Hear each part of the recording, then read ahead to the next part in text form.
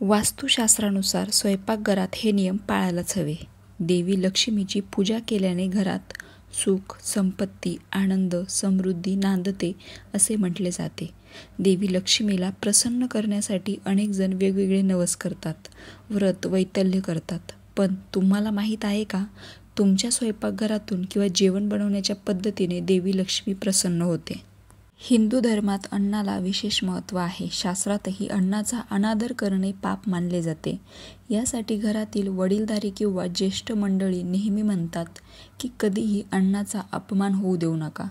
विविध धर्मात जेवण बनवण्याची पद्धत, त्याचे नियम हे वेगवेगळे असतात. त्यानुसार देवी लक्ष्मीला प्रसन्न करण्यासाठी जेवण बनवताना कोणत्या गोष्टींची काळजी घेतली पाहिजे याची आपण माहिती घेणार आहोत.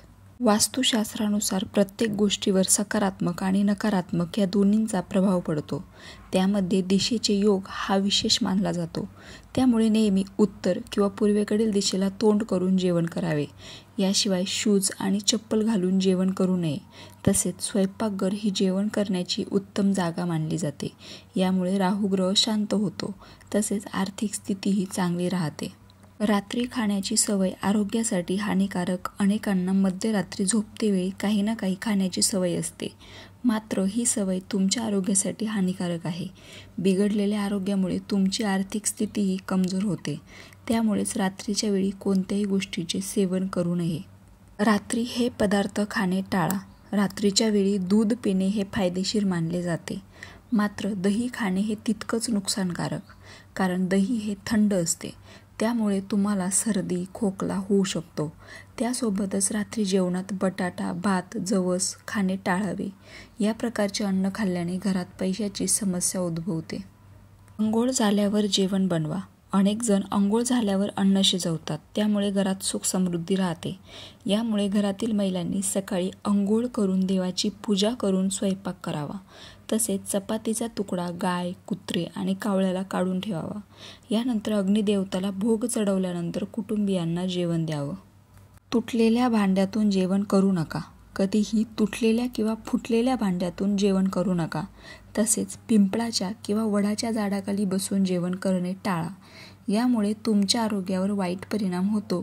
तसेच कधीही अन्न टाकू नका. अनेकांना अशी सवय असते की ते काही कारणाने किंवा आळसाने उष्टी भांडी स्वयंपाकघरात जमा करून ठेवतात.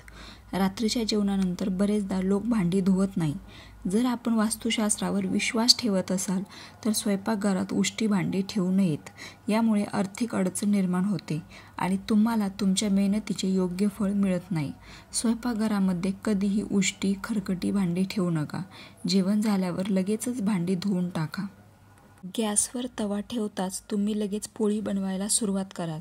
पण मान्यतेनुसार तव्यावर पोळी टाकण्यापूर्वी तव्यावर थोडं पाणी शिंपडलं पाहिजे.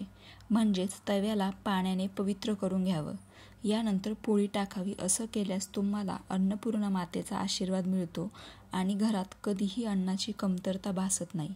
यासोबतच घरातील लोकांच्या आरोग्यावरही त्याचा सकारात्मक परिणाम दिसून येतो अशी मान्यता आहे. आजकाल बरेच लोक स्वयंपाकघरात भाजीपाला इत्यादी कापून स्वयंपाकघरातील एका कोपऱ्यात असलेल्या डस्टबिनमध्ये टाकतात. अनेक जण स्वयंपाकघरातच छोटी डस्टबिन ठेवतात आणि त्यातच कचरा गोळा करत असतात. पण असे मानले जाते की हे करणे ना व्यावहारिक दृष्टीने चांगले आहे ना वास्तूनुसार. असे केल्याने घराच्या आरोग्यावर वाईट परिणाम होतो. तसेच घरातील वातावरणही दूषित होऊ लागते. ज्योतिषशास्त्रानुसार यामुळे राहूचा प्रतिकूल प्रभाव वाढतो. तुम्हाला माझ्या चॅनलवरचे व्हिडिओ आवडत असतील किंवा बघायचे असतील तर नक्की माझ्या चॅनलला सबस्क्राईब करून ठेवा. म्हणजे माझे नवनवीन व्हिडिओ तुमच्यापर्यंत पोहोचत जातील. व्यावहारिक दृष्टिकोनातून किंवा धार्मिक दृष्टिकोनातूनही स्वयंपाकघरात बूट आणि चप्पल घालून जाणे योग्य मानले जात नाही. बूट आणि चप्पल स्वयंपाकघरात नेण्यामुळे अन्न दूषित होते आणि घरातील लोकांच्या आरोग्यावर परिणाम होऊ शकतो. ज्याप्रमाणे तुम्ही मंदिरात बूट आणि चप्पल घालत नाही, त्याचप्रमाणे स्वयंपाकघरात चप्पल नेणे टाळावे. वास्तुशास्त्रानुसार स्वयंपाकघरात बूट आणि चप्पल घातल्याने आर्थिक बाजू कमकुवत होऊ शकते. सकाळी स्वयंपाक करण्यापूर्वी गॅसला नमस्कार करणे शुभ मानले जाते. चूल हे अग्निदेवतेचे रूप आहे. त्यामुळे सकाळी चुलीची पूजा केल्याने आरोग्य लाभते. काही लोकांना अशी सवय असते की ते अन्न शिजवण्यासाठी गॅसवर ठेवतात आणि इतर कामं करण्यात व्यस्त होतात. बरेच लोक मंद आचेवर अन्न शिजवण्यासाठी ठेवून इतर कामे करू लागतात. मान्यतेनुसार असे करणे शुभ मानले जात नाही. असे करणाऱ्यांना आर्थिक समस्यांना सामोरे जावे लागू शकते. अशा स्थितीत तुमचा पैसा कुठे खर्च होतो हेही तुम्हाला योग्य पद्धतीने कळत नाही. म्हणजेच नकळत पैसा खर्च होत राहतो, अशी मान्यता आहे. हिंदू धर्मात अन्न शिजविणे हा यज्ञ मानला जातो. त्यामुळे जोपर्यंत अन्न पूर्णपणे शिजत नाही आणि गॅसवरून खाली उतरत नाही तोपर्यंत ते स्वीकारू नये. स्वयंपाकघरात औषधी ठेवू नका. बरेच लोक औषधं स्वयंपाकघरात ठेवतात. चुकून अशी चूक करू नका, कारण स्वयंपाकघर आपल्या आरोग्याशी संबंधित आहे. म्हणून कोणतेही औषधं स्वयंपाकघरात ठेवू नये. वास्तूनुसार असे केल्याने घरात एखादी व्यक्ती आजारी पडू शकते आणि घरात नकारात्मक ऊर्जा वाढते. स्वयंपाकघरात आरसा लावू नये. वास्तुशास्त्रानुसार स्वयंपाकघरात आरसा वापरू नये, कारण स्वयंपाकघरात स्टोव्ह असते, ते आगीचा मुख्य केंद्र आहे.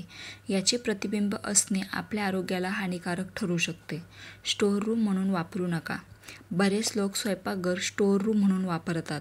आपण ज्या गोष्टी वापरत नाही त्या स्वयंपाकघरात ठेवू नका. वास्तूनुसार ते योग्य मानले जात नाही. असे मानले जाते की जंक आयटम किचनमध्ये अजिबात ठेवू नये. यामुळे आई अन्नपूर्णाला राग येऊ शकतो. शिळे अन्न फ्रीजमध्ये ठेवू नका. जास्त शिळे अन्न फ्रीजमध्ये ठेवू नये. यामुळे तुम्हाला शनी, राहू दोष प्राप्त होतो. याशिवाय शिळे अन्न खाल्ल्याने आरोग्यालाही हानी पोहोचू शकते. म्हणून स्वयंपाकघरात नेहमीच ताजे अन्न शिजवले पाहिजे. मिठाचा डबा ठेवा. वास्तुशास्त्रानुसार स्वयंपाकघरात मिठाचा डबा ठेवावा किंवा आपल्या स्वयंपाकघरामध्ये मिठाचा डबा असतोच, पण हे मीठ वेळोवेळी बदलत राहा आणि पाण्याने प्रवाहित करा. मीठ नकारात्मक ऊर्जा कमी करते आणि सकारात्मकता वाढवते, अशी मान्यता आहे. ह्या गोष्टी कोणत्याही शास्त्रानुसार लिहिलेल्या आहेत आणि मला जितक्या माहिती होत्या तितक्या मी तुमच्यासोबत शेअर करण्याचा प्रयत्न केलेला आहे. तुम्ही या मानायच्या की नाही मानायच्या हे तुमच्यावर अवलंबून आहे. परंतु वास्तुशास्त्र जितकं आपण मानू तितकं आपल्याला पॉझिटिव्ह रिस्पॉन्स घरामध्ये दिसून येतो. रामकृष्ण हरी.